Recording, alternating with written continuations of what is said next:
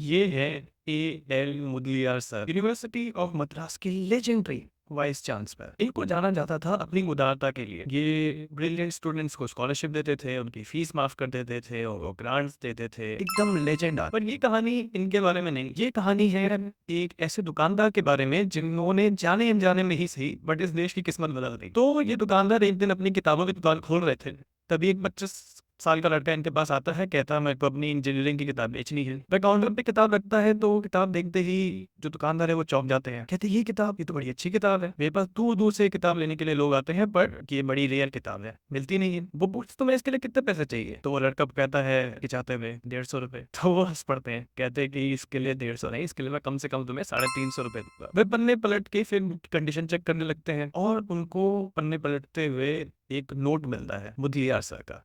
वह हैरान होकर पूछते हैं कि ये किताब तुम्हें मुदलियार सर ने दी है, क्या तुम्हें इसको पुरस्कार में जीता है? तो वो कहता हाँ।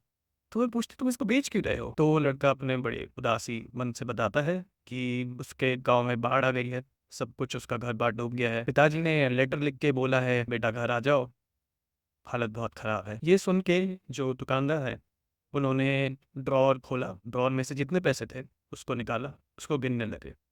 96 रुपीज थे। तो उन्होंने 96 रुपीज टेबल पे सबका दिए, कहते ये पैसे ले जाओ, इस पैसे से तुम घर भी पहुंच जाओगे और तुम्हारा परिवार कुछ दिन खाना भी खा लेगा। लड़का हिचकिचाने लगा, बोलने लगा नहीं सर।